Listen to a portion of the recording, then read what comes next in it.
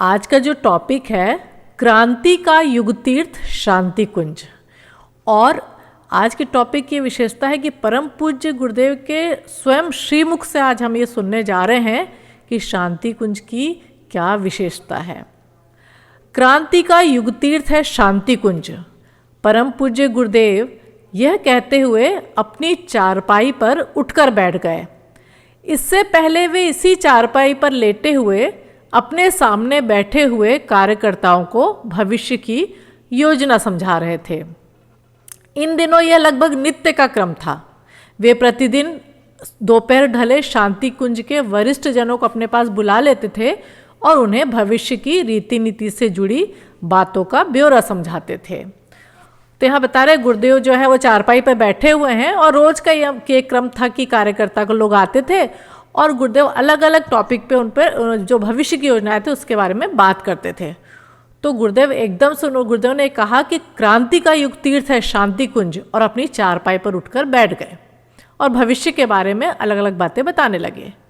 उनकी ये बातें कभी तो व्यवस्था के सामान्य मुद्दों से जुड़ी होती, कभी इनमें भविष्य की योजनाएं सिमटी और लिपटी होती। इन सब बातों के बीच जो सबसे खास बात होती थी वह थी उनकी अंतर प्रज्ञा, ऋषि दृष्टि। बातों ही बातों में वे कुछ ऐसी बातें कह जाया करते थे जो किसी सुदूर लोक से आई प्रतीत होती, जिसमें अलौकिकता, आध्यात्मिकता की असाधारण सुगंध होती थी।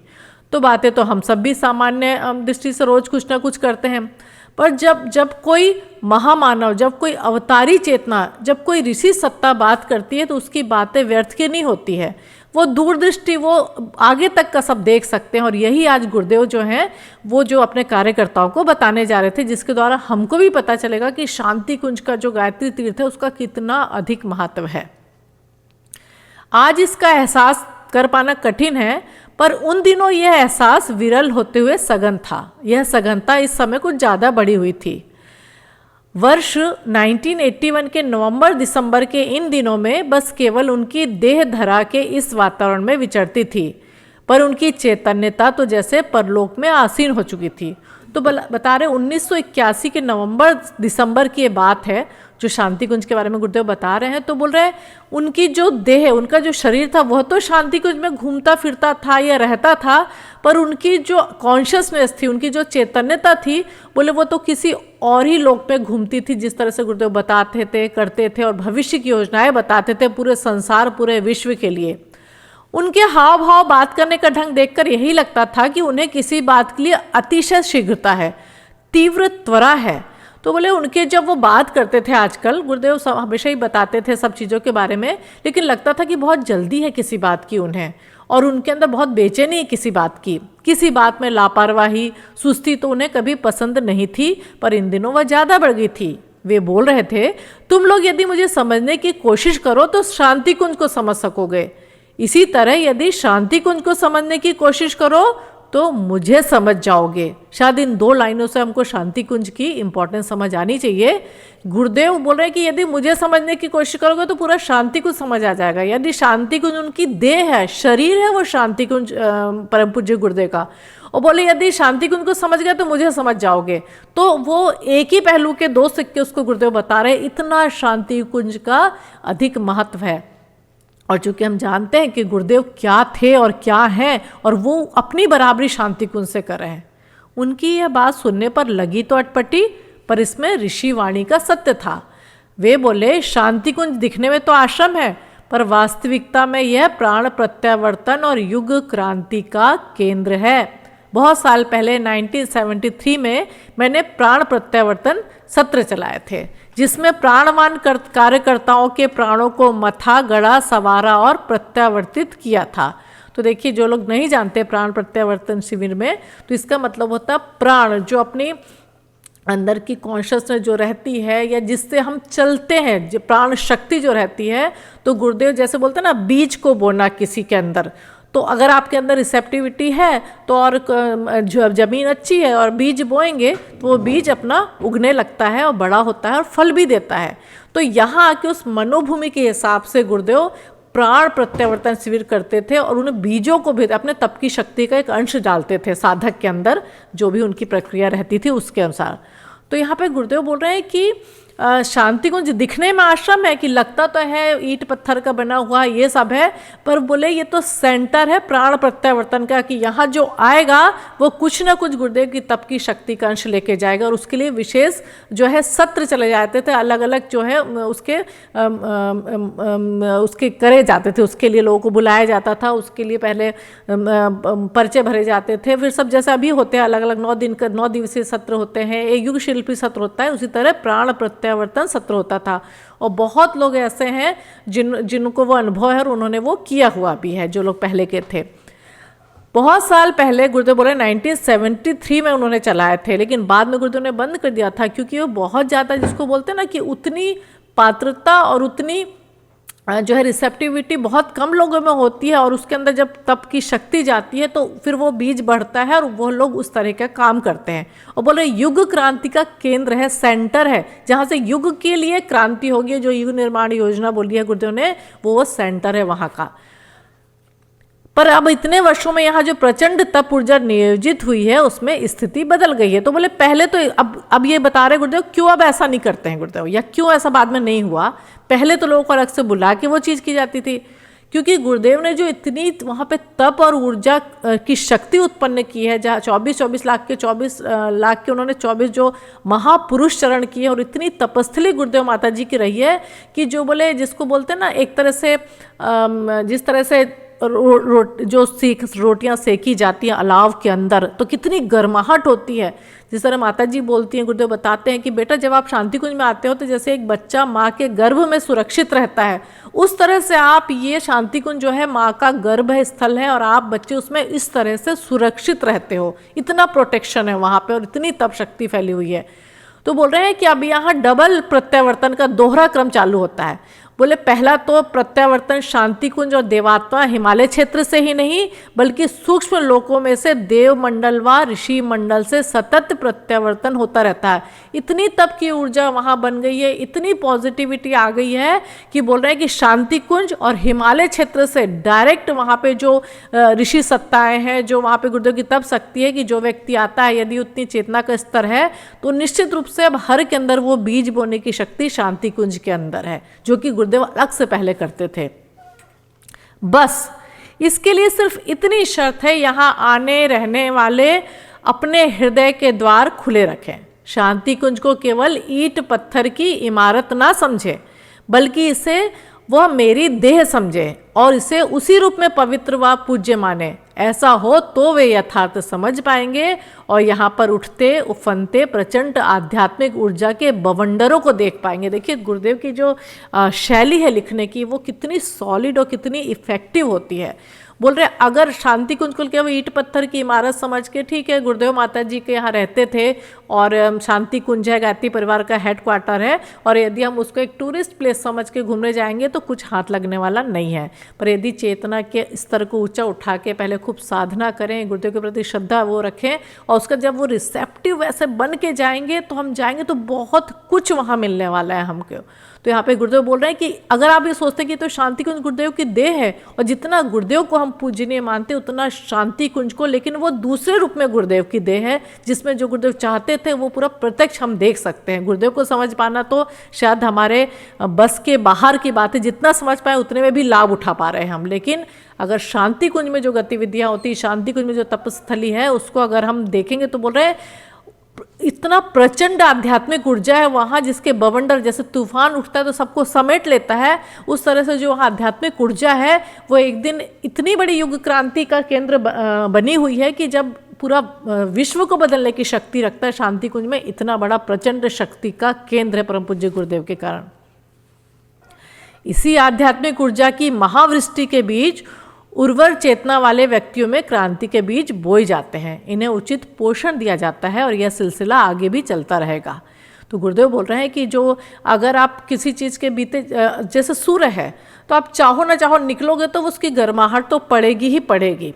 बोल रहे हैं कि इतनी आध्यात्मिक ऊर्जा है, जब वो हम लोग जाते हैं वहाँ तो बोले क्रांति के वहाँ तो सबके अंदर वो बीज बोए जाते हैं, पर उसके अंदर जो खाद पानी देगा और जो गुरुदेव ने कहा है वैसा जीवन जिएगा तो वो इतना शक्तिशाली अंतर से उसकी आंतरिक शक्ति इतनी बढ़ जाएगी कि वो गुरुदेव के काम को क्या हर चीज़ जो गुरुदेव चाहते हैं वो उससे करवा लेंगे, क्योंकि वो बीज उसके अंदर बोया जा चुका है।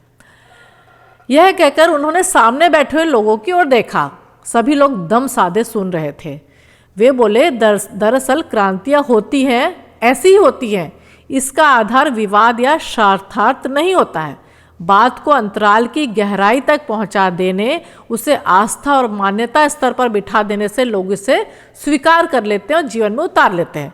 तो उन्होंने कहा कि ये कोई इसमें कोई लॉजिक ढूंढने की जरूरत नहीं है, बोल रहे, और ना इसमें कोई वाद विवाद करने की जरूरत है कि नहीं, तर्क अपना लॉजिक आपको या तर्क या विवाद और आपस में कंपटीशन करने की जरूरत है कि ऐसा क्यों हुआ, क्या हुआ, या शास्त्रार्थ करने की उसमें जरूरत है। पर ये बोल रहे हैं कि जब अगर आपकी आस्था और मान्यता सही है किसी चीज़ के प्रति तो लोग उसे स्वीकार कर लें। तो यदि हम शांति कुंज को सही ढंग से समझ पाए कि वो क्या है, वो केवल एक तपस्थली नहीं है, केवल एक ये नहीं सोचना है कि गायत्री परिवार का हेडक्वार्टर है या गुरुदेव का, उसको जितना हम समझेंगे, जितना गुरुदेव को समझ के उनका लाभ उठा सकते हैं, यदि शांति कुंज के बारे में जितना समझेंगे उतना लाभ हम उठा सकते हैं। तो बोले एक क्रांति है एक तरह की। अपना शांति कुंज भी क्रांति का युग तीर्थ है, युग क्रांति की गंगोत्री है। सूर्य सबसे पहले पूर्व से निकलता है और वहां के आगे बढ़ते बढ़ते सारे संसार को अपनी आभा से आच्छादित कर देता है। इसी तरह गंगोत्री से आरंभ होने वाला निर्झर बंगाल पहुंचते पहुंचते सहस्त्र धाराओं में विकसित होता दिखाई पड़ता है। अब गुरुदेव बोले जो शांति कुंज है ये क्रांति का युग तीर्थ है। जैसे सबका एक हेडक्वार्टर होता है ना, चाहे उसके सेंटर बहुत सारे होते हैं लेकिन हेडक्वार्टर होता है। आज हम लोग कहीं भी चले जाएं लेकिन अपना घर मेन होता है ना, उसी तरह बोल रहे हैं कि जो शांति कुंज है वो क्रांति का युग तीर्थ है। केवल पूजा पाठ या केवल गायत्री साधना का वो जगह नहीं है। बोले वहाँ से ऐसी ऐसी क्रांतियाँ जन्म लेंगी और जन्म ले रही हैं जो पूरे संसार, पूरे विश्व को बदलने की ताकत रखती हैं। बोले जैसे सूर्य निकलता तो पूर्व से है, पर धीरे धीरे बढ़ते बढ़ते क्या करता है, पूरे संसार को अपनी वो गर्माहट में ले लेता है। उसी तरह जो शांति कुंज से ये सब निकलेंगी, जो कार्यक्रम चल रहे हैं, जो चीज़ें हो रही हैं, जो अलग इतने सारे लोग वहाँ से निकल रहे हैं, प्रज्ञा परिजन, और जो जगह जगह काम किया जा रहा है, बोल रहे हैं ये पूरे विश्व को समेट लेगा। गुरुदेव बोल रहे हैं ये क्रांति है एक तरह की। इसी तरह यहाँ से भी क्रांति की अनेक धाराएं फूटेंगी जो संसार में बहुत बड़े बड़े परिवर्तनों को जन्म देंगी। तो कई बार लगेगा तो ऐसा कि अच्छा ये तो इन्होंने किया, वहाँ किया, पर उसका हेडक्वार्टर और शांति कुंज से और जो इतनी अवतारी चेतनाओं के द्वारा चलाया हुआ ये जो कार्यक्रम है, जिसको दिखता तो है कि सिर्फ गुरुदेव है, लेकिन अगर चेतना की शिखर यात्रा या वसीयत विरासत और दूसरी किताबें पढ़ी हो तो पता चलेगा कि जब गुरुदेव हिमालय की यात्रा पे गए थे तो कितनी ऋषि सत्ताओं से जो हिमालय, आध्यात्मिक हिमालय, वहाँ पे वो मिले थे और उन्होंने उनको वो कार्य सौंपा था कि हम तुमको ये कार्य सौंपते हैं, जबकि होगा बहुत जगह से, लेकिन उसका मुख्य केंद्र शांति कुंज, गायत्री परिवार, गायत्री के जो मुख्य आज के विश्वामित्र आचार्य श्री राम शर्मा जी के द्वारा वो कार्य होगा। तो बोले इसलिए जो इतने बड़े बड़े परिवर्तन, ये समय परिवर्तन की मंथन की प्रक्रिया कर रही है, जिससे बहुत ही कुछ एक तरह से अमृत निकलने वाला है जो हम सब देखेंगे। इस युग क्रांति का शुभारंभ भले ही शांति कुंज से हो रहा है, लेकिन उसका विस्तार देश के कोने कोने और विश्व के हर भाग में देखा जा सकेगा। परम पूज्य गुरुदेव की इन बातों में उनकी दिव्य दृष्टि झलक रही थी। इन बातों को सुनकर लग रहा था कि यहाँ से इस दिव्य तीर्थ से कुछ विशेष होगा, पर किस तरह ये बात समझ में ठीक ठीक नहीं आ रही थी। अंतर्यामी गुरुदेव ने यह बात जान ली और अपनी बात का रुख मोड़ दिया।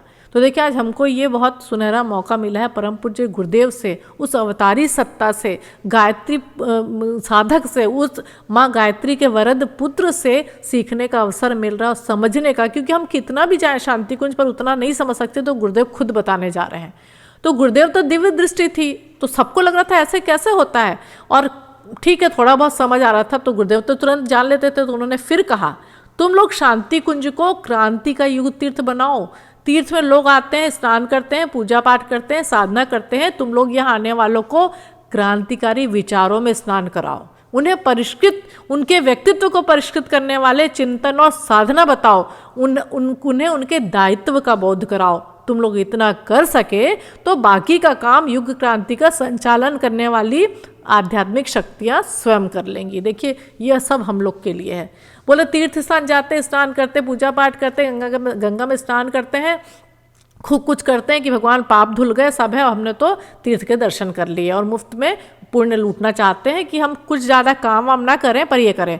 गुरुदेव बोल रहे हैं हम सबका क्या जिम्मेदारी है, गुरुदेव के, और ये क्रांति कहाँ से होगी, गुरुदेव के विचारों के द्वारा होगी, क्योंकि व्यक्ति विचार से चलता है। कितना भी पूजा पाठ कर ले, कितना भी कुछ कर ले, लेकिन यदि उसका दृष्टिकोण सही नहीं है, सोचने का तरीका सही नहीं है, तो व्यक्ति में बदलाव नहीं आ सकता। और गुरुदेव ने जैसा कहा है, व्यक्ति निर्माण, परिवार निर्माण, समाज निर्माण, विश्व निर्माण, कि ये क्रांति कोई एक किसी पर्सनल चीज़ में नहीं होता, ये हर के जीवन में होगी, तब वो पूरा समाज और पूरा विश्व बदलता है। और फिर जो गुरुदेव ने कहा है सतयुग की वापसी, युग निर्माण योजना, तो उसका जो कोर है, उसका जो मूल है, वो गुरुदेव के क्रांतिकारी विचार में है। तो गुरुदेव बोले अपने आप को इतना तैयार करो और यहाँ आप आओ हेडक्वार्टर में जब आपको समय मिलता है, और नहीं तो अपने हेडक्वार्टर को, जो शांति कुंज को अपने हृदय में बसाओ और उतना अपने आप को प्रिपेयर करो कि जो शांति कुंज में चलता है परम पूज्य गुरुदेव उस शक्ति को हमारे अंदर डालने के लिए मजबूर हो जाए। तो गुरुदेव बोल रहे क्रांतिकारी विचारों से सबको स्नान कराओ। स्नान करता है व्यक्ति तो पूरा ऊपर से नीचे तक भीग जाता है। तो हमको छोटा मोटा काम करने की बात नहीं की जा रही है। गुरुदेव हमको सृजन सैनिक इसीलिए बोलते हैं कि उनके विचारों को घर घर पहुंचाना है। आज व्यक्ति सब कुछ होते हुए निराश है, परेशान है, और एकदम से जिससे बोलते हैं ना कि जीवित होते हुए भी मरणासन्न अवस्था में घूम रहा है। तो गुरुदेव बोल रहे हैं उसके उनके व्यक्तित्व को बदलो, दूसरे को चिंतन और साधना के बारे में बतलाओ, उनके दायित्वों का बोध कराओ कि केवल आप, मैं और मेरे परिवार के लिए नहीं है, आपका समाज के प्रति कर्तव्य है, विश्व के प्रति कर्तव्य है, अपनी संस्कृति के प्रति कर्तव्य है। वो बोल रहे उनकी रिस्पॉन्सिबिलिटी का बोध कराओ। तो बोल रहे गुरुदेव बोले यदि आप लोग इतना कर सके तो बाकी का काम युग क्रांति का संचालन करने वाली आध्यात्मिक शक्तियाँ, जिसमें से परम पूज्य गुरुदेव एक हैं, क्योंकि जिस तरह से हम सबकी पहचान होती है उस सूक्ष्म जगत में और जितनी आध्यात्मिक शक्तियाँ हैं जो अब शायद इस धरती पे नहीं है, स्थूल शरीर है, पर सूक्ष्म कारण में काम कर रही है, ये सब एक होके काम करती हैं। तो गुरुदेव बोले तुम लोग को जो काम सौंपा है वो करो, बाकी वहाँ से जो कंट्रोलिंग पावर है, जो मेन हेडक्वार्टर है ऊपर, वो हम सब लोग कर लेंगे। तो जिस तरह से आज चाहे प्रधानमंत्री हो, चाहे कहीं का भी कोई घर परिवार का मुखिया रहता है, पर परिवार केवल उसके वो केवल कमा के दे सकता सब है, पर ये परिवार पूरा मिल के चलाते हैं कि किस तरह से हमको रहना है, किस तरह से अपनी जिम्मेदारियों का एहसास करना है। तो गुरुदेव बोले हम सब कर लेंगे, पर चूंकि गुरुदेव ने अंग अवयव कहा है, इसलिए हमको वो अपॉर्चुनिटी, गोल्डन अपॉर्चुनिटी देना चाहते हैं कि हमको क्या करना है। देखिए कितना बड़ा गुरुदेव ने जिम्मेदारी सौंपी है, तो हम सोचे क्या हमने उतने कंधे मजबूत कर लिए हैं? गुरुदेव जी इतनी बड़ी बड़ी बातें कहते हैं, हम तो छोटी मोटी चीज़ों में ही अपने जीवन को घसीटना चाहते हैं। तो अपने आप की ये आत्मचिंतन का विषय है। ऐसा कहते हुए वो उठ खड़े हुए और आसपास टहलने लगे। कुछ देर तक यहाँ मौन पसरा रहा है। उसके बाद वे टहलते हुए बोले भविष्य में शांति कुंज को युग क्रांति की नर्सरी बनना पड़ेगा। तुम लोगों ने नर्सरी देखी है ना, वहाँ बहुत सी प्रजाति के छोटे छोटे पौधे होते हैं। बस इसी तरह यहाँ पर अलग अलग क्रांतिकारी योजनाओं के कार्यक्रम चलाने पड़ेंगे। वे छोटे स्तर पर हो, कोई हर्ज नहीं। लोग यहाँ आएंगे, इन्हें देखेंगे, वे अपने प्रयास से अपने क्षेत्रों को बड़ा कर लेंगे। नर्सरी में पौधे और बीज दोनों मिलते हैं, तुम लोगों को भी यही करना होगा। यहाँ से पौधे के रूप में क्रियान्वित हो रही क्रांतिकारी योजनाएं और बीज रूप में क्रांतिकारी विचार दोनों ही देने होंगे। तो देखिए बहुत अच्छा हुआ, इतने सारे एक्सपीरियंस भी सुन लिए, बहुत भक्ति भी आई, बहुत भाव भी जागे, सब है। लेकिन अब असली काम गुरुदेव बता रहे हैं कि अगर तुम इतने अब तैयार हो चुके हो, इतने गुरुदेव के प्रति एहसान है गुरुदेव का हमारे जीवन पे, तो व्हाट इज़ नेक्स्ट। तो गुरुदेव बोल रहे हैं जिस तरह से एक नर्सरी होती है, बीज बोए जाते हैं, छोटे छोटे पौधे होते हैं, उसके बाद फिर लोग उसको खरीदते हैं, ले जाते हैं या और अपने घर में उसको बड़ा वृक्ष करते हैं, उसकी टेक केयर करते हैं। तो बोले शांति कुंज भी एक नर्सरी की तरह है युग क्रांति की। और बोल रहे हैं कि यहाँ पे छोटे छोटे पौधे हैं, किस रूप में?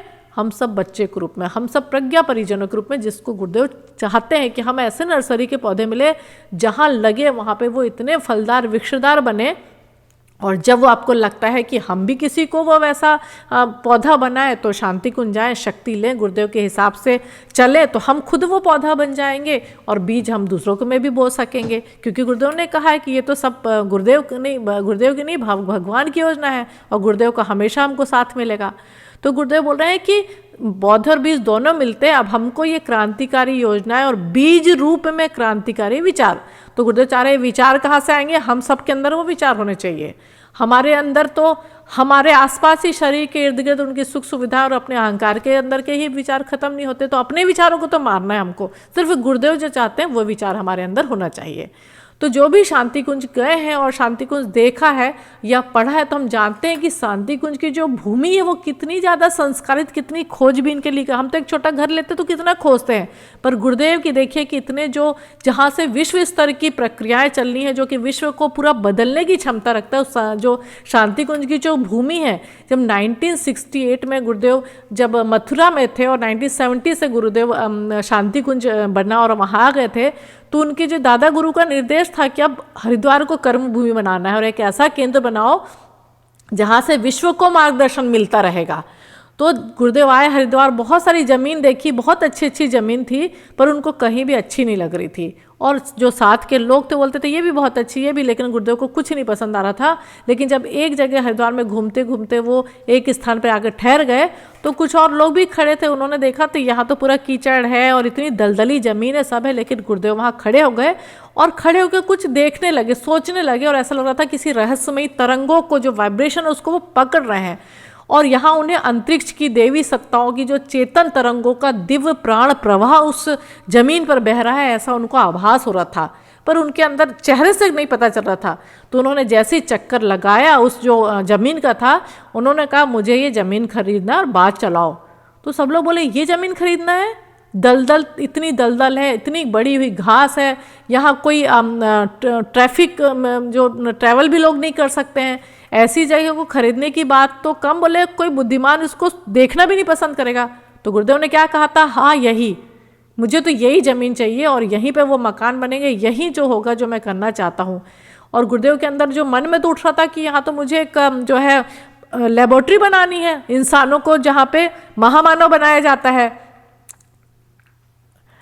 तो गुरुदेव ने जब वो देखा और वहाँ पे वो ज़मीन, और वो ज़मीन सभी लोग जानते कि वो ज़मीन की कितनी विशेषता है, क्योंकि उनके गुरु का आदेश था और किसी की उन्होंने बात नहीं मानी। और वो गुरुदेव क्या बोले कि जानते हो यह स्थान ब्रह्मर्षि विश्वामित्र की तपस्थली रही है, जहाँ शांति कुंज बना है वहाँ महर्षि विश्वामित्र ने तपस्या की हुई है। और गंगा की 7 धाराओं में कभी एक साथ इस स्थान को सींचती थी, मतलब गंगा की पूरी धारा वहाँ से बहती थी। सुनने वाले तो बहुत चक्के थे जब गुरुदेव ने ऐसा बोला कि ऐसा हो सकता है क्या। लेकिन गुरुदेव तो गुरुदेव हैं, वो तो महामानव हैं, अवतारी चेतना है, उनको सब पता चल गया था। इसीलिए आज शांति कुंज इतनी पवित्र भूमि, हम ये सोच सकते हैं। और यदि हम देखें तो शांति कुंज में क्या नहीं है, एक सिद्ध जो है वो सिद्ध पीठ है, एक चैतन्य तीर्थ है, जिसमें करोड़ों लोगों के जीवन को उद्देश्यपूर्ण और शांतिपूर्ण बनाया है। और यहाँ गायत्री के नैष्ठिक साधकों द्वारा रोज 24 लाख गायत्री महामंत्र का जप और 1000 साधकों द्वारा नियमित गायत्री यज्ञ होता है। और अगर हम बोले तो यह धर्मतंत्र से लोक शिक्षण का आदर्श केंद्र है, जहाँ साइंटिफिक स्पिरिचुअलिटी के द्वारा पूरा ट्रेनिंग दी जाती है बिना किसी मूल्य के, और शायद ऐसा तो कहीं भी नहीं होगा। और हम देखें शांति कुंज में क्या है, प्रखर प्रज्ञा सजल श्रद्धा है, जो कि उन्होंने अपने लाइफ में रहते हुए, स्थूल शरीर में रहते हुए अपने सामने बनवा दी थी। और वह जागृत तीर्थ है, जो सामने जो भी बैठता है समाधि स्थल के, और जो भी इच्छा अगर चेतना के साथ जुड़ के वो करता है, निश्चित रूप से वो पूरा होती ही है। यज्ञशाला है जो जीवन शैली है, भारतीय संस्कृति का मूल है, और वहाँ प्रतिदिन 2000 साधक साधना करते हुए और उस जीवन शैली का शिक्षण पाते हैं। और रोज वहाँ पे यज्ञ होता है रोज। और उसकी जो अग्नि लाई गई थी, जो शुरुआत हुई थी, वो हिमालय से, जो हम पढ़ते हैं, अगर हम पढ़ेंगे, पढ़ा भी होगा लोगों ने, तो हिमालय की जो अग्नि ऋषि सत्ताओं द्वारा दी गई थी, वो अग्नि से उस यज्ञशाला की जो है शुरुआत की गई थी। और आज वो रोज वहाँ यज्ञ होता है, इतनी ज़्यादा वो जागृत हो चुका है। वहाँ पे ज्ञान मंदिर है, साहित्य केंद्र, जहाँ पे गुरुदेव की 3200 पुस्तकों के रूप में हर तरह जीवन को चेंज करने वाला साहित्य वहाँ पे उपलब्ध है। ऋषियों का, सप्त ऋषियों का मंदिर है, जो कि इतना इम्पोर्टेंट है, जो कि वहाँ पे हजारों वर्षों, जिसको बोलते हैं ना, हिमालय की यात्रा करते समय जब हजारों वर्षों से जो तप कर रहे थे, वो सूक्ष्म शरीरधारी ऋषि सत्ताओं से जब गुरुदेव की बात हुई थी, तो ऋषियों ने क्या कहा था, सप्त ऋषियों ने, कि हमारे अधूरे पड़े काम को आप आगे बढ़ाएंगे। और गुरुदेव ने आज्ञा मानते हुए वो कार्य अपने हाथ में लिया। शांति कुंज आके उन्होंने सप्त ऋषियों के पूरे जागृत तीर्थ वहाँ पे बनाया हुआ। वहाँ जाएंगे तो हम उनको भी महसूस कर सकते हैं। और सब ऋषि सत्ताओं ने एक अंश से वहाँ पे कहा था कि हम यहाँ निवास करेंगे। गायत्री माता का मंदिर वहाँ पे है, जहाँ पे अगर हम बोले तो गुरुदेव खुद बताते हैं कि मैं कहाँ कहाँ रहूँगा, तो उसमें एक गायत्री माता का मंदिर उन्होंने बताया जो वहाँ पे बीच में बना हुआ है, वो दिव्य प्रेरणा का स्रोत है।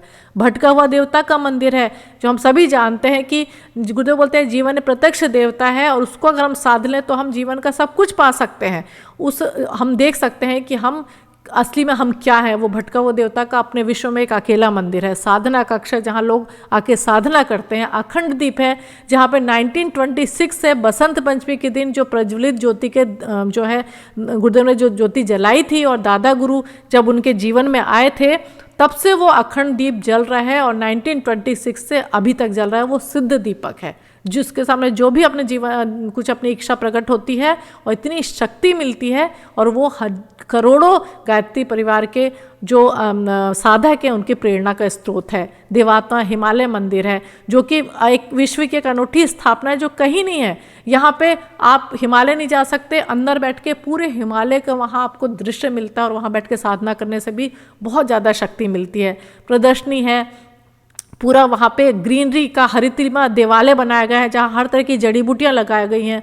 और अगर हम देखें कि उससे रिलेटेड कौन कौन से सेंटर हैं, यूनिवर्सिटी है जो जब भी जाएं ज़रूर देखें, जो आज की नालंदा तक्षशिला के कंपैरिजन में जो अगर हम बोलें तो देव संस्कृति विश्वविद्यालय है। वहाँ लोग जीवन जीने की कला सीखते हैं, और शिक्षा और विद्या दोनों का समन्वय है, जो कि जैसे जानकी भी वहीं से निकली हुई है। जैसे हम जानते हैं कि किस तरह से बच्चे वहाँ से निकल के ब्रह्मवर्चस्व रिसर्च सेंटर है जहाँ पे हर तरह की रिसर्च, मंत्र शक्ति, ध्यान, प्राणायाम, यज्ञ के ऊपर रिसर्च की जाती है। और हम देखें तो क्या नहीं है, तो ये तो बहुत छोटी चीज़ है कि यहाँ पे जो एक तरह से बोले तो शांति कुंज व्यक्तित्व गढ़ने की टकसाल है जहाँ जाति धर्म से ऊपर उठ के और वहाँ पे सब तरह की शिक्षा दी जाती है। शरीर, मन, अंतःकरण को किस तरह स्वस्थ बनाया जाता है, और शांति कुंज में व्यक्ति को अंधविश्वास या केवल भाग्यवादी होना नहीं सिखाया जाता, बल्कि कर्मवादी बनने की शिक्षा दी जाती है। तो हम देखें तो क्या नहीं है जो शांति कुंज गुरुदेव जो यहाँ पे बोलना चाह रहे हैं। और अलग से देखें तो आध्यात्मिक समाजवाद का मॉडल है शांति कुंज, और 21वीं सदी और उज्ज्वल भविष्य की अगर हम सोचें कि कैसा होगा तो शांति कुंज जाके उस चीज़ को हम देख सकते हैं। गंगा की गोद है, हिमालय की छाया है, और वहाँ जो ऋषि क्षेत्र है कि जब हम बैठते हैं वहाँ पे और हम तो तुरंत कनेक्टेड होते हैं, पर वही है कि अपने आप को पात्रता विकसित करनी पड़ेगी। तो क्या शांति कुंज, तो आप देखिए इसीलिए इसको गुरुदेव ने कहा कि ये क्रांति कुंज है, ये शांति कुंज नहीं है जहाँ से ऐसी ऐसी योजनाएं निकलेंगी जो विश्व को बदलने की ताकत रखती हैं, और उसका जरिया और हमको माध्यम गुरुदेव बनाना चाहते हैं। इसलिए हमको अपने आप को तैयार करना बहुत ज़रूरी है। यह कहते हुए वे गंभीर हो गए और बोले, बेटा मैं किसान हूँ, मैंने कुछ क्रांतिकारी बीज बोए थे, उनमें अंकुर आए, फूल लगे, इन फूलों की सुगंध से मेरा जीवन भर गया। इस सुगंध के कारण मैं यहाँ रहते हुए किसी और लोक में हूँ। इस सुगंध ने मुझे नया जन्म, नया जीवन दिया है। अब जो मैं साधारण आंखों से दिखाई पड़ता हूँ वह मैं नहीं हूँ। अब जो मैं हूँ उस अनूठी क्रांति के बीजों को तुमसे बांट देना चाहता हूँ, और तुम उस सब में बांटो। तो देखिए गुरुदेव बोले, मैं तो किसान हूँ, मैं बीज बोता हूँ और उसमें अंकुर आते हैं, फूल आते हैं, और उस फूलों की सुगंध से मेरा जीवन भर गया है। और बोले इसलिए मैं दूसरे लोक पे रहता हूँ, शरीर तो वहाँ रहता है। और बोले मैं तुमको जो दिखाई देता हूँ वो मैं नहीं हूँ, और अब जो मैं हूँ उसके कारण मैं उन क्रांति के बीजों को तुमको देना चाहता हूँ। जैसे बोलते हैं ना, विरासत गुरुदेव इसी का है कि गुरुदेव बोल रहे हैं कि मैंने जो अब करना था कर दिया, और अब मैं सूक्ष्म कारण शरीर में जाके तुम लोग को शक्ति प्रदान करता रहूँगा, लेकिन तुम लोग अब ये बीज दूसरों के अंदर बोओगे, तुम उसे सब में बांटो। क्रांति के युग तीर्थ से लोग क्रांति के बीज लेकर जाएं, भविष्य में परिवर्तन, पॉजिटिव चेंज। निश्चित रूप से भविष्य बोले बहुत सुंदर है, और बोले क्रांतियाँ सुनिश्चित है। मैं चाहता हूँ उसका श्रेय तुम्हें, तुम सबको मिले, पर ध्यान रखना मेरे दिए, मेरे वो ये क्रांतिकारी बीज केवल बीज ना रह जाए, इसमें अंकुरण अवश्य होना चाहिए। यदि भूमि में बीज डाल दें लेकिन खाद पानी नहीं दे, पानी नहीं दें तो क्या होगा, बीज मर जाता है। तो बोल रहे बीज तो तुमको यहाँ से मिल जाएगा, आप आओगे, चेतना, अपनी चेतना के स्तर को ऊँचे उठाओगे, आपके अंदर वो क्रांति की जिसको बोलते हैं एक लहर आएगी, एक बेचैनी आएगी, वेदना आएगी, गुरुदेव को समझ सकोगे। लेकिन यहाँ आके केवल बस ये सोच के कि भाई शांति कुंज के दर्शन कर रहा है और हो गया, तो काम खत्म नहीं, काम शुरू होगा। हमको उसको कितनी खाद पानी देना है, कैसे तैयार करना है, अपने मन को, अपने शरीर को, अपने दिमाग को सिर्फ गुरुदेव के विचारों में, गुरुदेव के चरणों में पूर्ण श्रद्धा, पूर्ण ईमानदारी से लगा के रखें, तो निश्चित रूप से वो खाद पानी मिलता रहेगा। गुरुदेव बोल रहे हैं बीज केवल बीज बन के ना रह जाए, इनके अंदर वो फर्मेंटेशन, अंकुरण होना चाहिए। क्रांति के युग तीर्थ से क्रांति की पाठशाला का जन्म अवश्य होना चाहिए। एक बीज में जिस तरह बोलते हैं कि गायत्री मंत्र में पूरे वेदों का सार समाया हुआ है, उस तरह गुरुदेव बोल रहे जो क्रांति के बीज में तुम्हारे अंदर बो चुका हूँ और बो रहा हूँ, तो बोल रहे ये केवल यूं ही बीज न बन के रह जाए, आपके अंदर से एक पूरी पाठशाला निकलनी चाहिए। जैसे शांति कुंज से आप लेके आए, आप अपने अंदर से इतने बीज पैदा करो कि पूरे विश्व में शांति कुंज के बीज जो है फैल जाए। और इसलिए बोला गया है कि नवयुग की गंगोत्री है शांति कुंज। गुरुदेव जो हमको सिखाना चाहते हैं, महाकाल का घोंसला है, क्रांति कुंज है, और पूज्यवर के शब्दों में यह उनका स्थूल शरीर है और उनकी चेतना उसमें कण कण में निवास करती है। तो इसीलिए जब भी भारत जाएं, शांति कुंज के दर्शन किए बिना बिल्कुल ना आए, अलग से वहाँ का प्रोग्राम बनाए, अपने साथ अपने परिवार वालों को लेके जाएं, उन गुरुदेव की चेतना को साथ में लेके आए, क्रांति के बीजों को साथ में लेके आए, ताकि हमारे अंदर से वो बीज अंकुरित हो और पूरी दुनिया में, पूरे विश्व में फैले, ताकि जो गुरुदेव ने सपना देखा है कि युग निर्माण योजना का 21वीं सदी उज्जवल भविष्य, वो निश्चित रूप से हम सब बच्चों के द्वारा गुरुदेव पूजा करवाना चाहते हैं। और गुरुदेव को हमारा ये आश्वासन होना चाहिए।